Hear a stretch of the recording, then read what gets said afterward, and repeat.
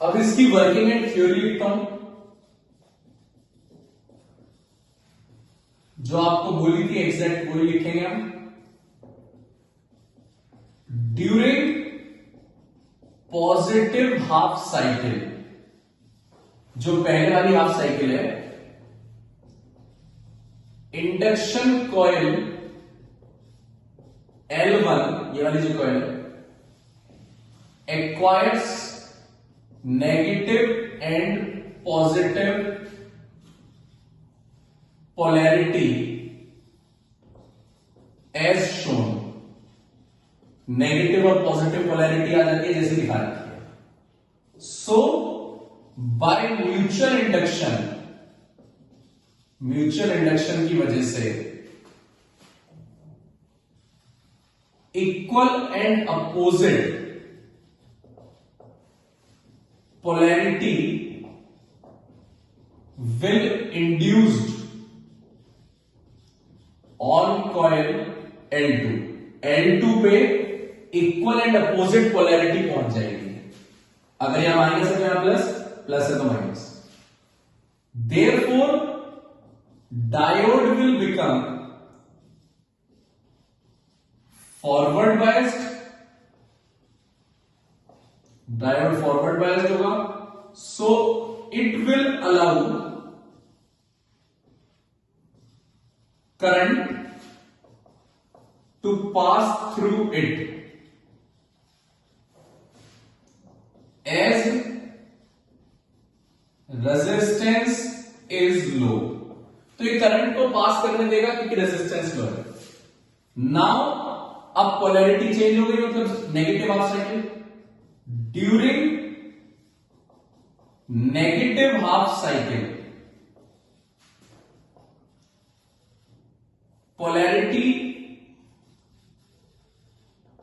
polarities of coil L1 and L2 will be interchanged। भाई जी जो polarities है वो आपस में इंटरचेंज हो गई। So diode will become reverse biased. अपना जो डायोड है वो रिवर्स बायस्ड हो गया। Therefore it will not allow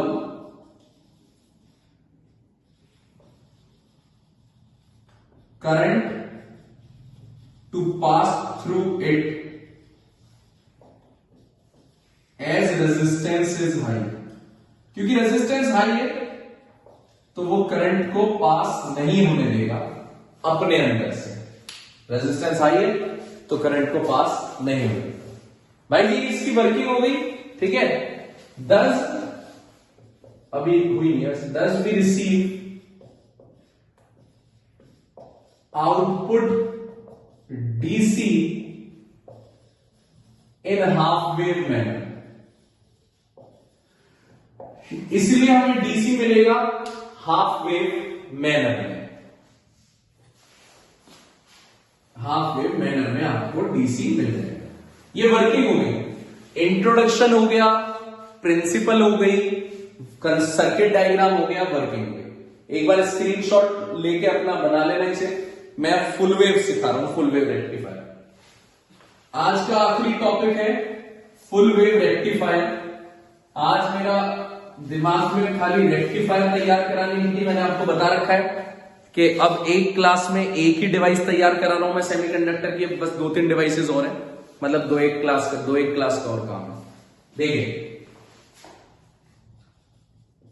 full wave rectifier. भाई सबसे पहले introduction. It is rectifier which converts AC into DC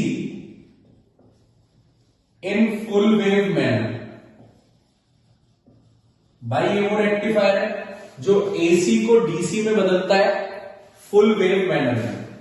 full wave manner में AC को DC में बदल देता है लाइक दिस। ये अपना AC है, इसे पास कराया फुल वेव रेक्टिफायर से, तो ये डीसी में बदल गया। Principle, by principle same as half wave rectifier. Half wave rectifier वाला प्रिंसिपल है कि फॉरवर्ड बाइसिंग में रेजिस्टेंस क्या होता है, कम, करंट पास कर जाता है। रिवर्स बाइसिंग में रेजिस्टेंस हाई, करंट पास नहीं कर पाता। वही प्रिंसिपल है। पेपर में मत लिख देना same as half wave rectifier. अजी हाँ, ये मत लिख देना पेपर में, पूरा लिखना जो सिखाया है। सर्किट डायग्राम लो। सर्किट डायग्राम में कोई खासा चेंज नहीं है, बस एक डायोड की जगह दो डायोड आ जाते हैं। एसी सप्लाई, इंडक्शन कॉइल, दूसरी इंडक्शन कॉइल, एक डायोड, दूसरा डायोड,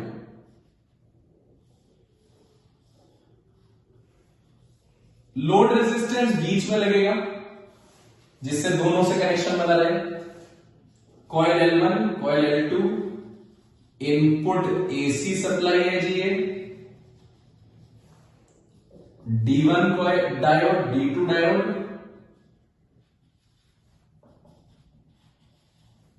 लोड रेजिस्टेंस है। ठीक है जी, करते हैं कार्यक्रम स्टार्ट।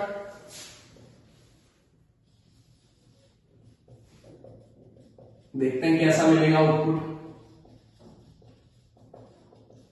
पहले पॉजिटिव हाफ साइकिल, मतलब पहले वाली हाफ साइकिल, जब पहले वाली हाफ साइकिल ली तो कॉइल पे नेगेटिव और पॉजिटिव आ गया। नेगेटिव की वजह से सामने वाले पे क्या आएगा, अरे बिल्कुल सही, पॉजिटिव। कौन सी प्रॉपर्टी है, बिल्कुल सही, म्यूचुअल इंडक्शन। पॉजिटिव की वजह से सामने क्या आएगा, नेगेटिव, म्यूचुअल। अरे सेपरेटर तो लगाया नहीं भैया, चिपक जाएंगे भाई। पॉजिटिव से क्या कनेक्ट है, पॉजिटिव, तो ये वाला डायोड कौन सा बायस्ड होगा, फॉरवर्ड। और नेगेटिव से क्या कनेक्ट है, देखना जरा, नेगेटिव से पॉजिटिव, तो ये वाला डायोड कैसा होगा, रिवर्स बायस्ड। रिवर्स बायस्ड का मतलब ये तो करंट नहीं देगा, कोई बात नहीं, ये तो पॉजिटिव से पॉजिटिव है, ये तो फॉरवर्ड बायस्ड है, तो ये तो करंट देगा, ये तो करंट देगा भैया, तो इसने करंट दे दिया। अब नेगेटिव हाफ साइकिल पे आ जाओ भाई। नेगेटिव हाफ साइकिल पे आ गए यानी पोलैरिटी बदल गई, माइनस वाला प्लस हो गया, प्लस वाला माइनस, जिसकी वजह से सामने भी म्यूचुअल इंडक्शन में प्लस वाला क्या हो गया, प्लस की वजह से माइनस इंड्यूस हो गया, माइनस की वजह से प्लस इंड्यूस हो गया। अब ध्यान दो, माइनस से पॉजिटिव कनेक्ट है यानी रिवर्स बाइसिंग है भाई, तू तो करंट नहीं देगा। पॉजिटिव से पॉजिटिव कनेक्ट है यानी फॉरवर्ड बाइसिंग है, तो इस बार ये करंट देगा भाई। अपना तो काम चल रहा है ना, हमें क्या मतलब कि कौन करंट दे रहा है कौन नहीं, हमें करंट मिल रहा है, हमारा ब्लैंक नहीं जा रहा। फिर जब पोलैरिटी बदलेगी, ये फॉरवर्ड बाइस होगा, ये करंट देगा। फिर पोलैरिटी बदलेगी, ये वाला फॉरवर्ड बाइस होगा, ये करंट देगा। हमें मतलब नहीं कि कौन करंट दे रहा है, हमारे लोड रेजिस्टेंस को लगातार करंट मिल रहा है यानी फुल वेव मैनर में। तो सिंपल था, बस दो डायोड लगा दिए, एक बार में एक ही फॉरवर्ड रहेगा। देखो working theory,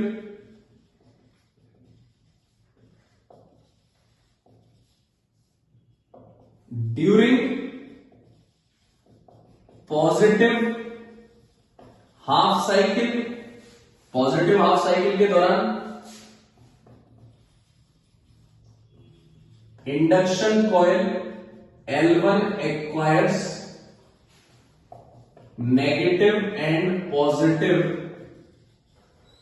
polarity as shown. Negative और पॉजिटिव पोलैरिटी मिल जाती है जैसा कि दिखाया गया है। By mutual induction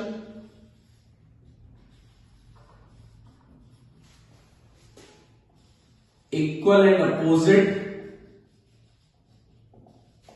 polarity will induce on coil L2 Therefore, diode D1 will become forward biased while D2 is reverse biased. Thus, D1 allows current to pass through it. D1 allow करता है current pass करने के लिए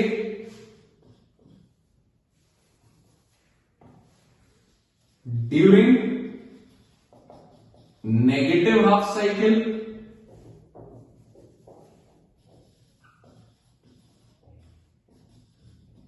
polarities of induction coil L1 and L2 will interchange, so diode D2 will become forward biased and D1 will become reverse biased. Thus D2, इस बार D2 current को जाने देगा। मिटा रहा हूं एक मिनट यहां से, जरूरत है इधर की। Thus D2 allows current to pass through it. हमें क्या मतलब कौन करंट दे रहा है, हमें तो करंट मिल रहा है। Therefore, we receive output DC in full wave manner. अच्छा, कुछ चीज सिखा रहा हूं, याद रखना भाई। हाफ वेव रेक्टिफायर में इनपुट और आउटपुट की फ्रीक्वेंसी सेम रहती है। देखो, इनपुट का एक चक्कर भी इतने में पूरा हुआ और आउटपुट का एक चक्कर भी इतने में पूरा हुआ। फिर दूसरा चक्कर लगा, देखो दूसरा, फिर इसमें भी दूसरा चक्कर लगा, तो सेम टाइम पे चक्कर पूरे हो रहे हैं इसमें, तो इनपुट और आउटपुट की फ्रीक्वेंसी सेम रहती है। ये डायरेक्ट याद रखने वाली चीजें हैं। लेकिन फुल वेव में एक चक्कर अब पूरा हुआ, लेकिन इसमें तो इतने में दो चक्कर हो गए, क्योंकि इसमें तो एक चक्कर बस इतना सा है, फिर दोबारा रिपीट हो गया, फिर रिपीट। जब रिपीट होता है तो उसे बोलते हैं कंप्लीट होना चाहिए। तो हाफ वेव में इनपुट और आउटपुट की फ्रीक्वेंसी सेम है, लेकिन फुल वेव में जितने में इसका एक चक्कर हो रहा है इसके दो है, तो फुल वेव की फ्रीक्वेंसी आउटपुट की डबल होती है। ये याद रखने वाली बात होती है, तो मैं वैसे डिटेल कर रहा था। In half wave rectifier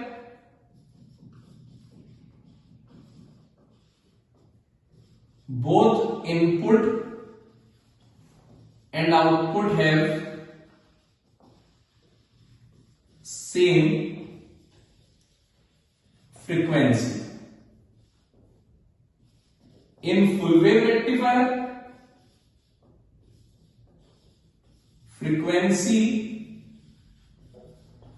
of output is twice that of input. Input के मुकाबले दुगनी फ्रीक्वेंसी होती है। अच्छा, एक चीज और बताऊंगा, फ्रीक्वेंसी का काम निपट गया। अब मुझे क्या बताना था वो देखता हूं मैं, एक मिनट।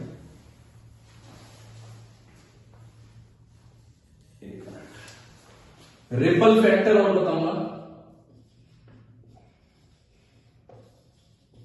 रिपल फैक्टर है, आपने इनपुट एसी दिया कितना था और डिवाइड बाय आपको डीसी कितना मिला है, आउटपुट डीसी। तो रिपल फैक्टर हाफ वेव वाले का होता है 1.21 और फुल वेव वाले का रिपल फैक्टर होता है 0.48। ऐसा इसलिए कि हाफ वेव वाले में आपको कम मिलता है डीसी, तो जब डिनोमिनेटर कम है तो पूरी वैल्यू ज्यादा होगी, और फुल वेव वाले में आपको डीसी जो है वो ज्यादा मिलता है। जब डीसी ज्यादा मिलता है तो फुल वेव की रिपल फैक्टर ज्यादा होगा और कम होगा रिपल फैक्टर, नीचे वाला ज्यादा है ना तो रिपल फैक्टर की वैल्यू कम। तो भाई जी सिंपल अपना कंसेप्ट है, पूरा चैप्टर हो गया। ये बस याद रखने वाले पॉइंट्स हैं ये 3, तो इसमें ज्यादा दिमाग मत लगाना, याद रखना। रेक्टिफायर अपना पूरा हो गया। अगर बढ़िया मजा आया और रेक्टिफायर में एसी को डीसी में बदलना, भाई बता जरूर देना कि भाई मजा आ गया, और उसमें समझ में आया हो कि पहले तो भूखा मार दिया फिर पेट फाड़ दिया, वही बताना। बाय।